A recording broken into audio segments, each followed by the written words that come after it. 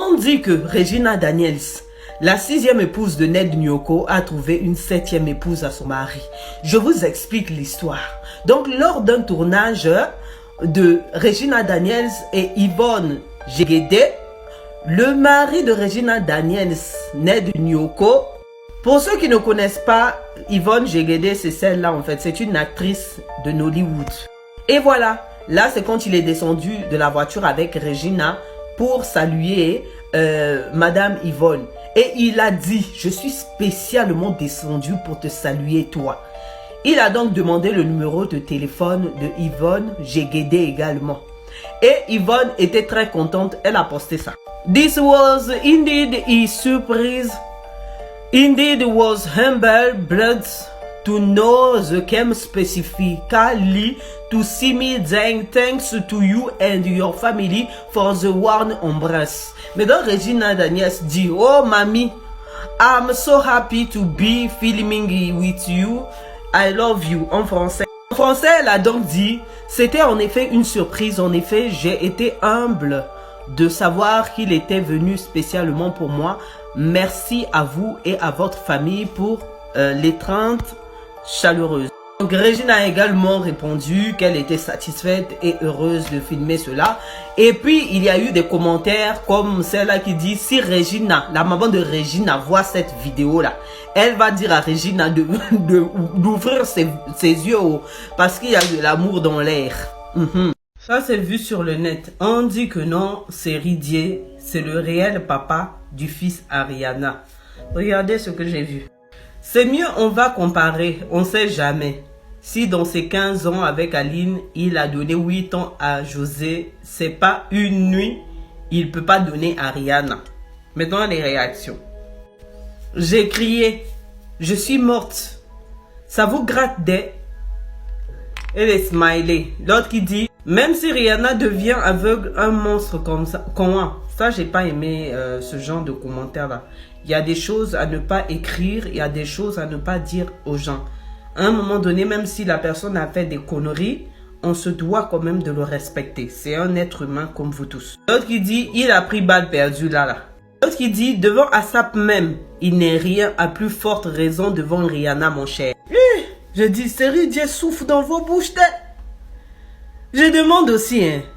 Donc pour vous, la Rihanna, elle va pas aux toilettes. Rihanna n'est pas humaine.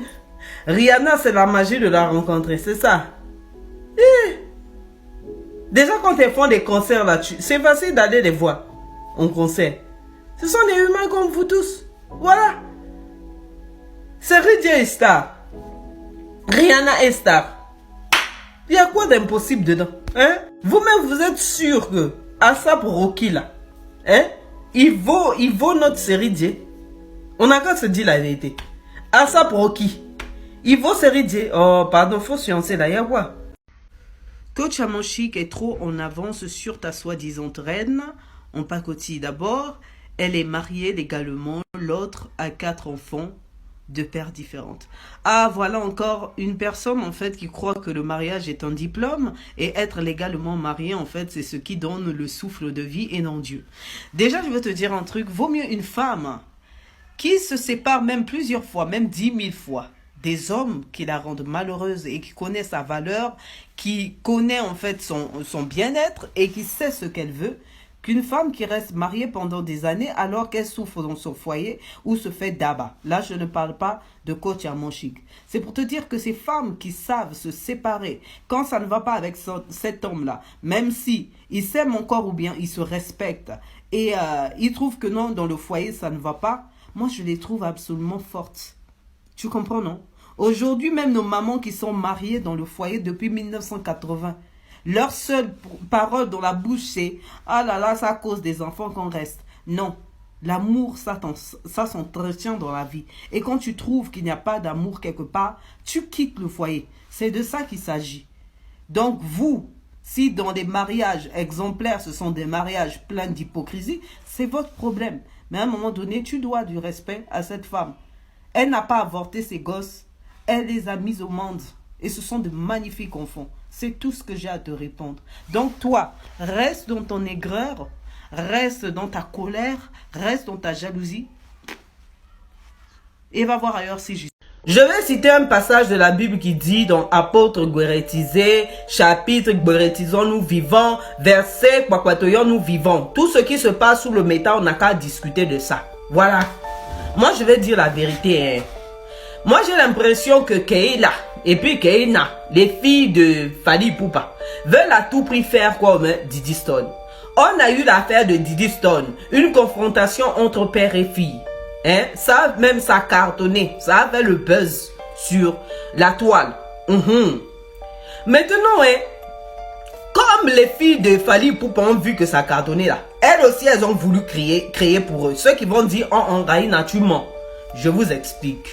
Voilà. Diddy Stone, lors de la confrontation avec son papa, elle a fait quoi? Elle a pris vidéo de JB Piana, qui est un rival à son père, avec qui ils ne s'entendent pas là. Elle a mis sur le métal. Waya! Les filles de Fally Ipupa également ont voulu faire ça avec Inosbi. Inosbi ne s'entend pas avec Fally Ipupa. Selon lui, dans une émission de télé, il avait dit que c'était depuis l'affaire R. Kelly. R. Kelly, au lieu d'être collé à Fally Ipupa, était plus collé avec Inosbi. Donc Fally Ipupa aurait le macabo à cause de Inosbi depuis ce jour-là. Lui, il voulait être le roi aigle. Il paraît-il. Moi, c'est l'interview de Inosbi que moi j'avais vu comme ça. Donc les filles de Fally veulent être les Diddy Stone, mais ça ne marche pas. Yako. C'est de ça qu'il s'agit. Moi, je parle.